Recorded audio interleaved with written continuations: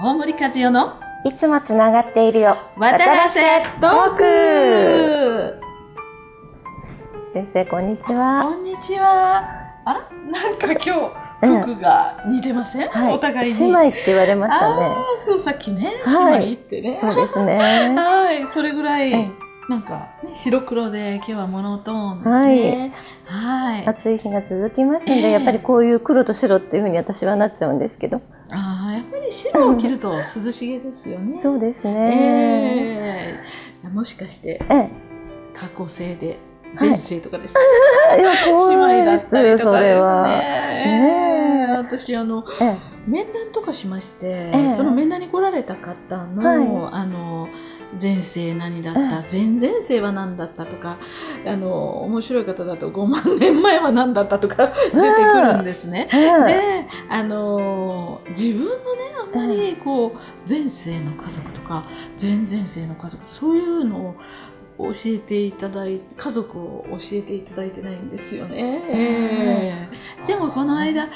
たまたま面談に来てくださった方の中に、私の前世のいとこっていう方がいらっしゃって、すごく嬉しかったんですよ。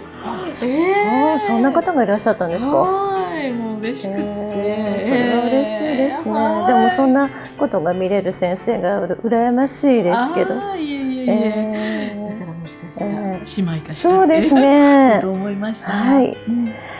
先生、お話は変わるんですけど、この間、首相官邸前ですごいデモがあったんですけども、原発反対のデモですかね。毎週金曜日になんか行われているということで、何かそんなに、以前はですね、なんかデモっていうと、なんちゃら組合のと言って、こんな長い旗をみんなで持って、なんちゃら反対みたいな、そういうのがよくテレビでね、出てましたよね。でも最近本当に毎週金曜日のデモの様子っていうのがテレビにね流れると、なんかこんなデモ見たことないっていうようなデモですよね。デモなんですけど、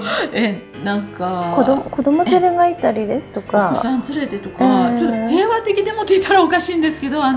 デモにご参加の皆さんがすごく悲痛なお顔をなさってとかっていうことではなくて、とてもルールやマナーをね守られた、本当にこうしてほしいんだということを魂で訴えかけたいというような、そんなお顔をされた方々が、とてもいいお顔の皆さんがこのデモに参加していらっしゃるっていうのが私は最近印象的なんですね。どんどんあれはブログとかネット上とか、ツイッターとかですかね、なんかいろいろそういう、ことでいついつありますよって言って集まってこられると、自主的にですね、強制的に組合に入ってるからっていうデモではなくて、自分の家族もやはり原発はなくしてほしい、この子たちのためにやはり原子力開発はしないでほしいとか、原発止めてほしい、危ないからって、そういう自主的なデモになってきてて、随分形がね変わってきたなという感じがします。で、とってもマナーがいいっていうことも聞きました。どのようにご家族でご参加の方はやはり子供さんがねあんまりわーわーわーってやると怯えてしまうので、子供さんの前でリーダーのような方がいらっしゃるらしくて、そのリーダーさんのことには従おうということで、子供の前では規制を上げない、罰声を上げないとか、あとゴミは拾って帰るとか、そういういろんなルールがあって、それに従ってとても日本人らしいと言いますか、そういう穏やかなデモと言いますか、そういうファミリーコーナーみたいのもあるらしいんですね。ご家族でご参加の方も多いらしくて、ご家族の人はここのコーナーでとか、そんな感じでこっちは行っちゃダメですよって言うと、はいわかりましたみたいな。そんな感じのね。そうすると反対をしてるんだけど、それに参加したいんだけど子供がいるわっていう、そういう方も全然参加して大丈夫ですね。そうだと思いますね。私もちょっと直接には参加はさせていただいてないんですが、やはり首相官邸という土地柄もあり、お手洗いとかも少ないと思うんですが、仮設のお手洗いを持ってこられる方ももう設置されてですね、いるということも聞きましたし、あとその地域の方がデモの方に対してすごく協力的でお手洗いを貸してくださったというとかね、はい、そういうことも。はい、ただそのデモね、デモに参加することが罪なのかとかね、そういう質問を時々してこられる方いらっしゃるんですが、本当にルールを守ってマナーよくデモをなさるという、デモというかその手段しかないから皆さんそういう手段に出られておられると思うんですね。原発を反対してほしいといくら言っても署名をしても、もう聞いてくださらない方が今日本のトップとなっておられますので、何を言っても聞き入れないと。ですからみんなで訴えていくしかないねということで訴えている。これは神様から見られても間違ったことではないんですね。正しいことは正しいと言いなさいと、私間違ってることは間違ってると言いなさいということはね、よくメッセージでも言われるんですね。ですから間違ったことをしているのに間違ってるよと言わないことの方がただ言い方っていうのはあります。言わないことの方がちょっと良くないと。でその時に間違ってるよと争うような言い方をしてはいけないんですけれども、やはり自分はこうしてほしいんだと、これは止めた方がいいと思うと、そういうことを言うということは、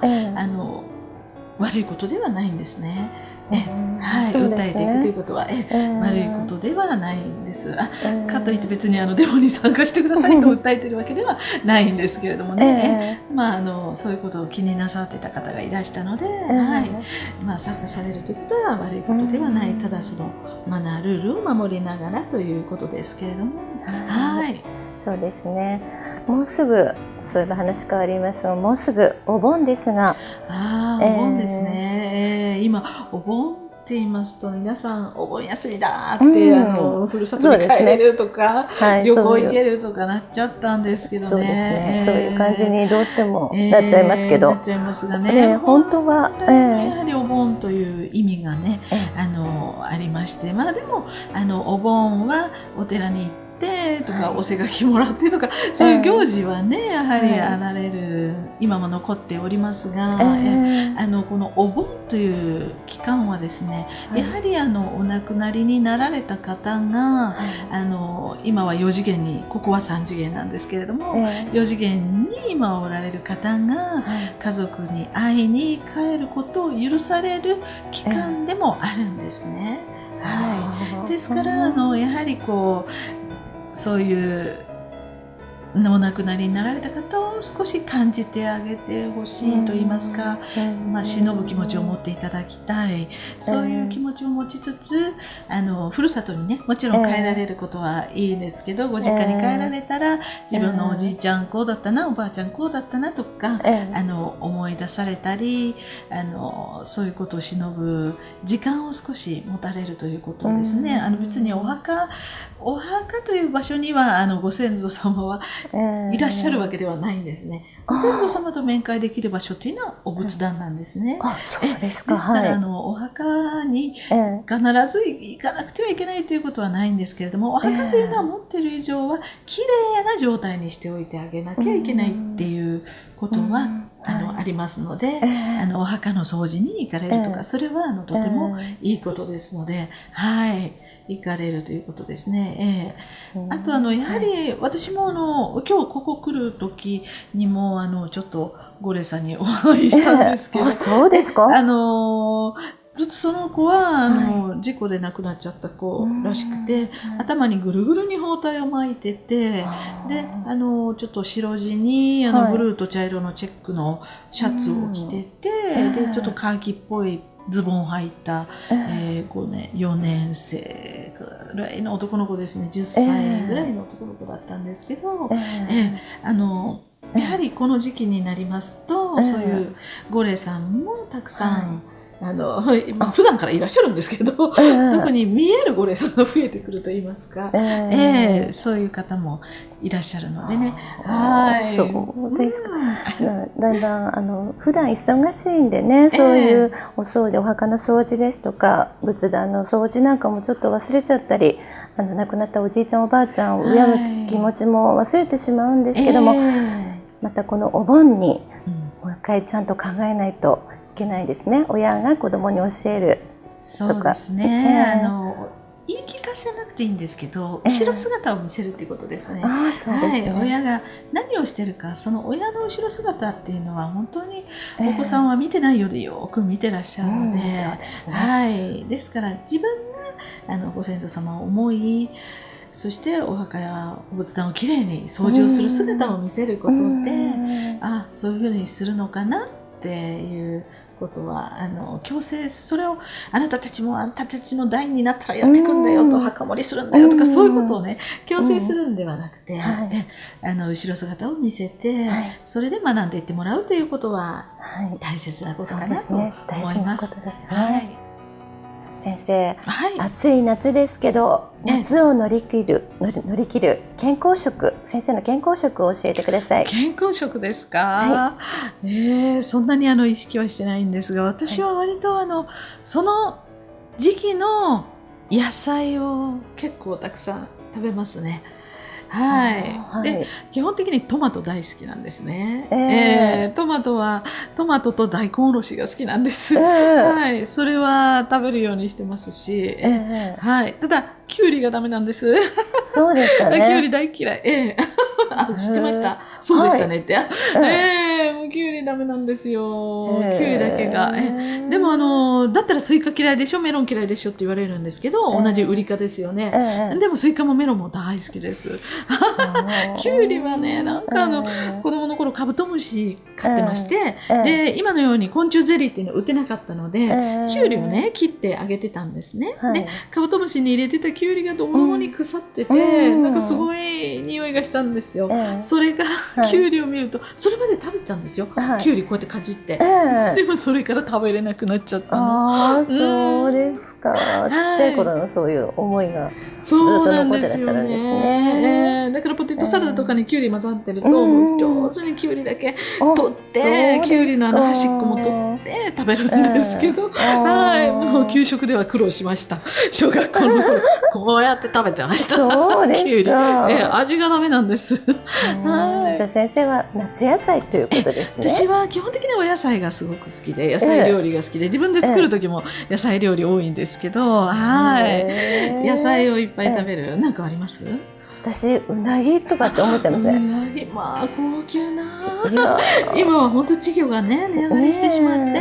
私広島行った時思ったんですけど、あちらのアナゴが結構出てるんですね。で私うなぎダメだったらアナゴ美味しいからアナゴ丼っていうのを、アナゴもちょっとパリッと焼いて、うなぎの代わりにアナゴ丼っていうのをね、なんかうなぎ屋さん大変だったら作られたらいいのにと思ったんです。提案ですね。それでは8月5日、ごめんなさい、講演会のお知らせをさせていただきます。8月5日岩手県アリーナ、9月30日静岡のエンテスホール、10月14日大阪の毎日新聞オーバルホール、10月21日金沢都ホテルです。皆さんまた講演会でお会いできること楽しみにしてます。ではまた来週。See you next week. Bye!